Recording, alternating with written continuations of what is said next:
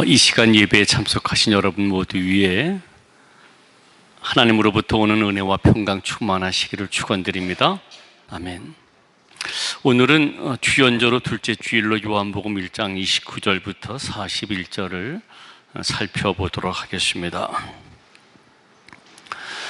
우리가 지난 주일 설교 본문으로 살펴보았던 대로 예수님께서 세례 요한에게 세례를 받으셨다라고 하는 이 사실, 이것은 초대교회 성도들의 신앙에 큰 문제가 아닐 수가 없었죠. 그리스도이신 예수님이 어찌 죄를 회개시키는 세례를 요한에게 받을 수 있느냐라고 하는 것이었습니다. 그렇다면 예수님도 죄인이신가라고 하는 것이며, 인류의 죄를 용서할 대속 제물로서의 그리스도가 될 수 없는 분인가 라고 하는 것이었어요. 당시 세례 요한은 위대한 종교 지도자들로 인정을 받아서 그의 제자가 되겠다라고 몰려온 사람들이 꽤 많이 있었다라고 하는 사실은 우리 마가복음 2장 18절 또 누가복음 11장 1절 등등에서 세례 요한의 제자라고 하는 언급을 통하여 확인할 수가 있습니다. 그리하여 예수님보다 세례 요한의 권위가 더 우월한 것이 아닌가, 이것이 바로 초대교회의 신앙의 문제였어요. 바로 이와 같은 문제를 해결해 준 사람이 1세기 말쯤 기록된 요한복음의 저자입니다. 우리가 일반적으로 요한이라고 얘기를 하는 그 요한복음을 기록한 사람입니다. 우리 요한복음 1장부터 딱 보시면은 요한복음 저자는 이 요한복음의 서론이라고 얘기를 할 수 있는 요한복음 1장 1절부터 18절까지 해서 요한은 빛이 아니다, 오히려 빛이신 예수님을 증거하러 온 자일 뿐이다라고 얘기를 하죠. 예수님은 요한보다 먼저 계신 분, 곧 말씀이신 하나님임을 강조해요. 그래서 태초에 말씀이 계시니라, 이 말씀이 하나님과 함께 계셨으니, 그리고 14절 말씀이 육신이 되어 우리 가운데 거하심에 우리가 그 영광을 보니 아버지의 독생자의 영광이요 은혜와 진리가 충만하더라. 예수님은 저 먼저 계셨던 천지를 창조하신 하나님 그분이다 라고 하는 고백으로 시작이 되죠. 또 혹 그리스도일 수 있다라고 평가받고 있는 이 세례 요한의 정체를 사람들이 와서 물었어요. 제사장들과 레위인들이 물었어요. 그때 세례 요한은 나는 그리스도가 아닐 뿐 아니라 엘리야도 선지자도 아니요 단지 주의 길을 곧게 하라고 광야에서 외치는 소리일 뿐이다라고 요한복음 1장 19절부터 23절에서 분명히 밝혀요. 그러면서 그들에게 향하여 당신들 가운데 당신들이 알지 못하는 한 사람이 섰는데 그 사람은 내 뒤에 오시는 분으로서 나는 그분의 신발끈을 풀어드릴 자격도 없는 사람이다라고 요한복음 1장 24절부터 28절에서 이야기해요. 자, 이와 같은 기록은 모두 예수님과 세례 요한을 비교하는 것 자체가 어불성설이다, 비교가 안 된다 라고 하는 사실을 증언하는 것이죠.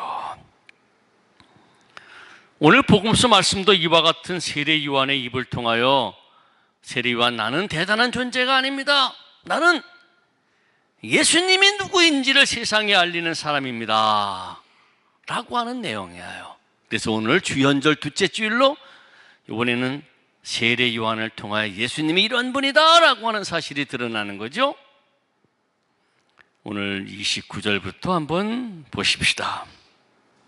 29절은요, 이튿날 요한이 예수께서 자기에게 나오심을 보고 가로되, 여기서 이튿날, 이날은 세례 요한이 자기는 예수님의 신발끈을 풀어드릴 자격도 없다고 밝힌 바로 그 다음 날이에요. 그 다음 날 요한이 예수님께서 자기에게 나오심을 보고 가로되 보라, 세상 죄를 지고 가는 하나님의 어린 양이다라고 외쳐요. 우리 본문 그대로 보면요, 본문에는 예수님이 요한에게 세례를 받으러 오신 것이다라는 언급이 없어요. 그냥 그에게 나타나신 예수님을 보고 외친 거예요. 그리고 이어 30절부터 33절에서는 이전에 내가 태어나기도 전에 계신 나보다 앞선 분이라고 했던 분이 바로 이분입니다. 내가 이분을 알지 못했지만 내가 물로 세례를 주는 것은 이분을 이스라엘에게 알리려고 하는 겁니다. 나는 이분을 몰랐으나 나보고 물로 세례를 주라고 하신 분, 곧 하나님이 나에게 성령이 내려서 누구에게 머무는 것을 보거든 이분이 곧 성령으로 세례를 주실 분임을 알라고 하셨는데, 바로 이분 위에 성령이 비둘기같이 내려와 머무는 것을 내가 봤습니다. 그러면서 34절에서 나는 지금 이분이 하나님의 아들이심을 증거하는 것입니다 라고 고백하는 거예요. 곧 자신이 예수님의 정체를 알게 된 것은 자신을 보내어 물로 세례를 주라고 하신 하나님께 기인되어 있어서 나의 증거가 진리입니다, 참입니다, 거짓이 아닙니다 라고 밝힌 거죠. 여러분, 공간복음에 의하면은 예수님께서는 요한에게 세례를 받으러 가셨어요. 요한에게 세례를 받으셨어요. 그리고 세례를 받으실 때 하늘이 열려서 성령이 비둘기같이 그분에게 내려오시는 것을 예수님이 보셨다라고 되어 있어요. 그러나 요한복음은 그렇지 않아요. 그리고 하늘의 음성, 이는 내 사랑하는 아들이요 내가 너를 기뻐하노라 라고 하는 음성도 들었다라고 기록되어 있어요. 그러나 요한복음은 그렇지가 않아요. 요한복음에는 이와 같은 내용이 없어요. 요한에게 세례를 받지도 않으셨어요. 성령이 비둘기같이 내려와 그 위에 머무는 것을 본 사람도 예수님이 아니라 요한이에요. 그리고 하늘의 소리 없어요. 하나님의 아들이라고 하는 것은 하늘의 소리가 아니라 요한 개인이 증거했던 거예요. 이와 같은 요한복음의 특별한 점은 세례 요한과 예수님의 차별성을 두고자 하는 말씀이에요. 복음서 기자들은 예수님에 대한 객관적 사실을 증언하려고 한 것이 아니라 예수님이 어떤 분이냐라고 하는 것을 설교하는 거예요. 어쨌든 요한은 분명 육신의 나이로 치면은 예수님보다 6달 먼저 태어난 연장자지요. 그러나 존재의 신비를 깨달은 사람에게는 육신의 나이가 별 의미가 없어요. 요한은 예수님의 정체가 세상 죄를 지고 가는 하나님의 어린 양임을 분명히 알았고, 이 예수님을, 이런 예수님을 세상에 알리는 역할을 하는 사람임을 밝힌 것이에요. 이게 요한복음이 이야기라는 1장 내 내용이에요. 요한은 예수님과 비교될 수 없는 존재. 단지 예수님이 세상 죄를 지고 가는 하나님의 어린 양임을 알고 그분을 증언하는 것, 세상에 알리는 것, 이런 사람이 요한이다 라고 하는 얘기예요. 여러분, 세상 죄를 지고 가는 하나님의 어린 양이라고 하는 이 말은 구약에서 중요한 의미를 나타내죠. 잘 아시다시피 출애굽기 12장에 보면은 이스라엘이 출애굽하던 날, 곧 6월절 날 그들의 집 문설주에 발라져 장자의 죽음을 면하게 하고 무사히 탈출하도록 이스라엘 백성들을 위하여 희생당한 양을 의미해요. 또 이스라엘의 모든 죄를 사함받기 위하여 매년 속죄의 날에 진행되었던 레위기 16장 6절 이하에 기록된 아사셀 양을 의미해요. 하나님께서는 백성들의 죄를 그 양의 죽음으로 대속해 주셨으며, 이와 같은 희생양의 죽음은 이스라엘 백성들이 죄를 지었을 때마다 제사장을 찾아가서 양을 드림으로 사함을 받는 속죄 제사로 이어졌죠. 그런데 요한은 예수님이 바로 이렇게 사람의 죄를 사하기 위하여 대속의 일을 하실 하나님의 어린 양임을 밝히신 거예요. 이로써 죄 사함을 받는 것은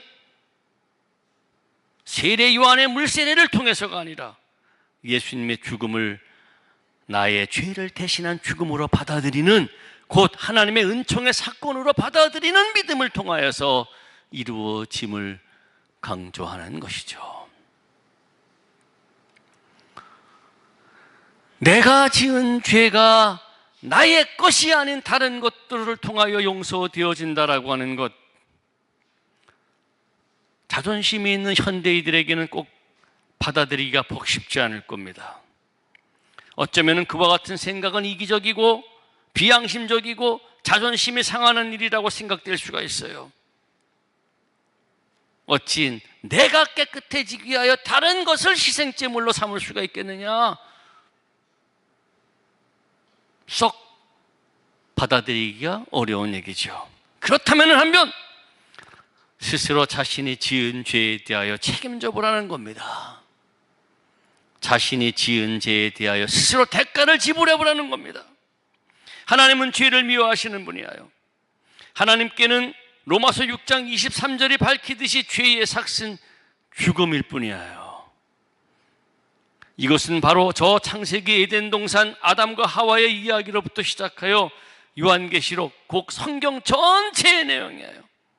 사람은 결코 스스로 자신의 죄의 문제를 해결할 수 있는 존재가 못 돼요. 죽는 길밖에 없어요.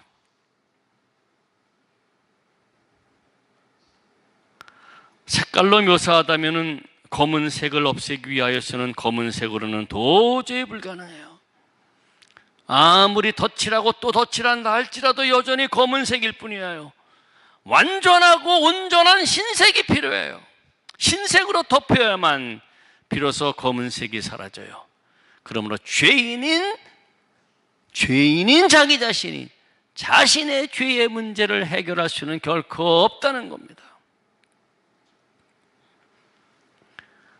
예수님이 세상 죄를 지고 가는 하나님의 영이라고 하는, 어린 양이라고 하는 것은 바로 하나님이 죄로 죽을 수밖에 없는 우리 인생을 불쌍히 여기사 예수님을 우리의 죄값을 치르는 희생양으로 십자가에 죽게 하셨다는 사실이에요. 그리고 그 십자가 사건을 나를 위한 사건으로 받아들이는 사람들을 용서하시고 죽음에서 구원해 주신다라고 하는 겁니다. 그러므로 이 구원에는 믿음이 있어야 하는 겁니다. 그리고 이 믿음은 하나님의 은혜를 받아들이는 사람에게만 주어지는 아주 고귀한 선물이 아닐 수가 없죠. 사랑하는 여러분, 우리는 이렇게 하나님의 은총으로 세상 죄를 지고 가는 하나님의 어린 양이신 예수님을 믿는 사람들이에요.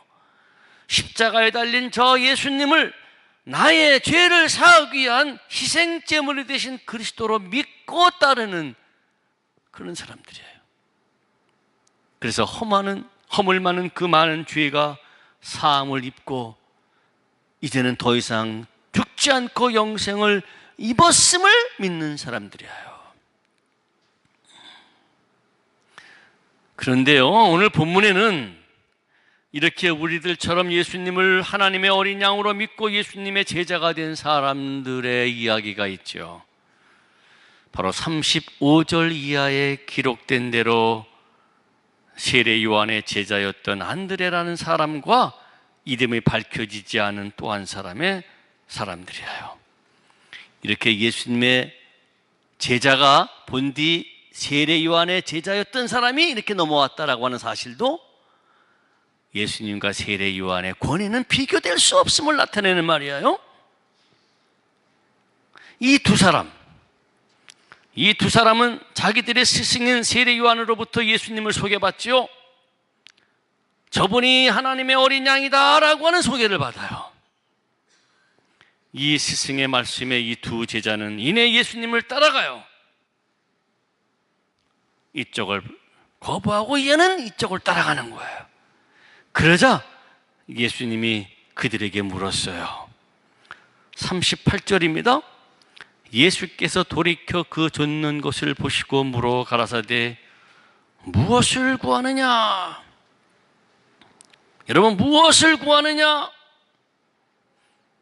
이 질문은 이 두 제자뿐만 아니라 오늘날 예수님을 믿는 우리를 향한 신앙의 근본적인 질문이에요.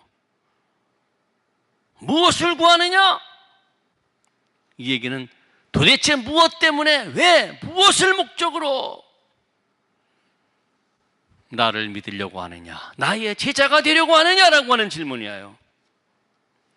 사랑하는 여러분, 우리는 무엇을 얻으려고, 무슨 목적으로 예수님을 믿고 예수님의 제자가 됩니까? 무슨 목적으로?